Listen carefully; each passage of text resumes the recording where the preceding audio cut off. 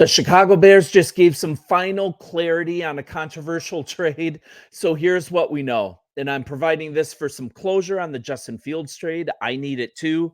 We can finally just take a deep breath and move on for good. So GM Ryan Poles, he just spoke at the NFL owners meeting yesterday. And also more information is surfaced regarding offers that were on the table for him.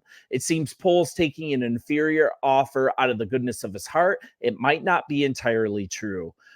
But one thing that was admitted, and perhaps this is the thing that was mishandled on the Fields trade, Poles just admitted he was super surprised and caught a little off guard on the market that was available for Justin Fields. He was expecting it to be way more robust, so perhaps that was a huge mishandling of this. But it remains to be seen. It's not altogether obvious that there would have been a better offer available for Justin Fields. So it might be a moot point. But here's his words, and I'm going to a Shy City Sports article. Those guys do great work. Give that article your eyes. Here are Ryan Poles' words at the recent meeting. I was a little bit surprised, he said at the NFL League meeting Monday. But as you do research and we have conversations, you have to kind of adjust to the market. But I think with just how other teams are built, because if you look at the beginning, there's probably teams that are looking to draft at the draft for guys to fill in.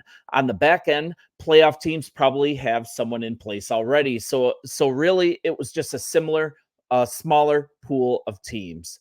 The Bears just misjudged the market, guys, and they had to adjust. Chicago ended up receiving a 2025 conditional sixth-round pick that can become a fourth-rounder if Fields plays more than half of Pittsburgh's offensive snaps this season. During an interview at the annual league meeting on Sunday as well, Pittsburgh Steelers head coach Mike Tomlin, he provided some key insight into the trade with the Chicago Bears for Justin Fields. He chipped in as well. He provided a few quotes as well that should be kind of an interest to our team.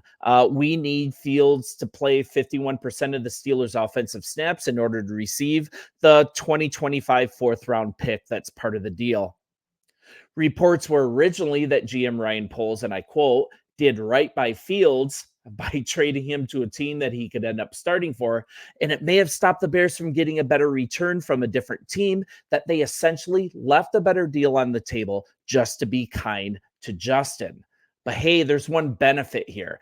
Even if this didn't happen, even a rumor of Poles doing all he can to do right by Fields, that greatly helps the view of the Bears as a player destination, a place to be desired, a place that people want to play for. Seeing the Bears and Poles in this light, that can greatly help bring players in. We take care of our own here, right? And it can even help with negotiations. This move by Poles could end up being a big-time underrated win for us as a franchise. I'm telling you, it creates a very beneficial narrative among league circles. The main team that seemed to be involved here, and this is reported by Brooke Pryor of ESPN, seems to be the Eagles. It's reported that Tomlin suggested that the Bears were in talks, but they weren't aggressive trying to get an Eagles trade done. Tomlin said, quote, they weren't trying hard, whatever that means. The Steelers were in talks with Chicago.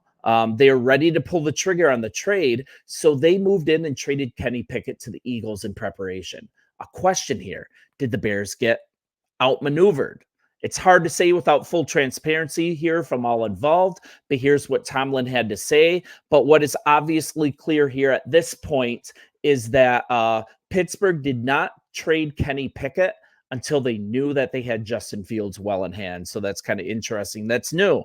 From his perspective, Tomlin said, Pickett, he felt like a change of scenery would be a good thing. Obviously, when we felt the trajectory of the business with Chicago moving in the right direction, those dominoes, they started falling. I won't get into specifics about our conversations, but I am appreciative of his efforts during his time in Pittsburgh, and I wish him nothing but the absolute best in Philly. So it kind of just is what it is. We got to move on. The Steelers wound up getting better draft compensation, right, from the Eagles for Pickett than the Bears received for trading Fields. Net win for Steelers. They did a great job here. They maneuvered for Russ and Justin. I mean, we just got to move on. Pittsburgh, they did a fantastic job here. However, we need to just relax. There wasn't a big market, and we have the number one pick to look forward to. We're going to be drafting a new quarterback. Let's get excited about that. We're in amazing shape here, and this could easily become a fourth round compensation situation. So let's be happy about that as well. So, did we really leave a better offer on the table? I really doubt that. Why would Fields' representation even allow that? Being traded for less compensation, wouldn't that hurt his his bargaining power when looking at a future contract? Shy City Sports, they suggested this. They suggested the dynamic was that the Eagles offered a fifth round pick. The Bears would have been guaranteed a better draft day return, but instead they chose to one, put Fields into a better situation. Yes, still taking care of him. And two, have a chance at a better pick and also satisfy Fields' team on maximizing his value on a future contract. It was likely a combination of both and not Poles refusing a huge trade offer on the table just so he can make Fields happy. I really doubt that that's true. Let's see what happens in training camp. But the Steelers, they are motivated to win right now. We know that. And Russ, he very well might just get beat out in camp. The Steelers' investment in him is minuscule. They only control him for this year, with the Broncos footing most of his contract. That was such a terrible move by Denver. And he's not a young guy. Having Fields succeed, that's in the Steelers' best interest as well. Fields will have an opportunity to compete for the starting job in training camp. Tomlin, he closed with this. Rest assured, when it's time to compete, Justin, he'll be given an opportunity to compete and will allow these guys to kind of sort themselves out. Fields will have a chance to play enough snaps for the Bears to receive the fourth round pick. I really think that's going to happen. Should he win the starting job, Fields' representation, they'd have the chance to bargain for a starter salary. It would be a win-win here for all involved. Tomlin, he seems pretty optimistic, and I think we got our fourth rounder because listen to this. This is what Tomlin continued with. Oh my gosh, man, he oozes talent and potential. That's what he's talking about. Fields during Monday's AFC coaches breakfast. He's worn the responsibility of being a franchise quarterback, but still he gets an opportunity to come into a community like situation, learn from a guy that's been doing it for over a decade. Man, there's a lot of meat left on that bone, man. I'm just excited about working to be a part of extracting it. The Eagles' possible offer, I talked through this. It's likely one of many. As a source with knowledge of the team's plans told ESPN, 6 teams, including Pittsburgh, came with a variety of offers, with most envisioning Fields as only a backup. Poles said on Monday that the Bears received offers from teams other than Pittsburgh, but he believed the opportunity to send Fields to a place with a clear path to compete was doing right by the 25-year-old. I agree, but I don't think we left a huge offer on the table. I think probably the difference in offers is like the suggested scenario of the Philadelphia offer.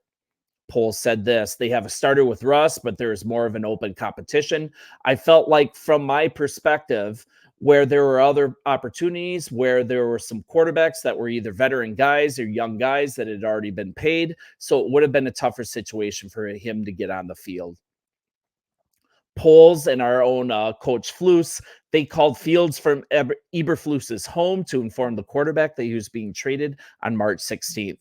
Fields, he expressed a positive tone, according to Poles, who called the decision to trade the quarterback before his 4th season one of the harder things I've ever had to do. And this is more from Poles. I always kind of touch on the empathy part. Having that conversation with my own son was hard. Fields' jersey is up in his room, so it kind of puts that into perspective of how difficult these moves are.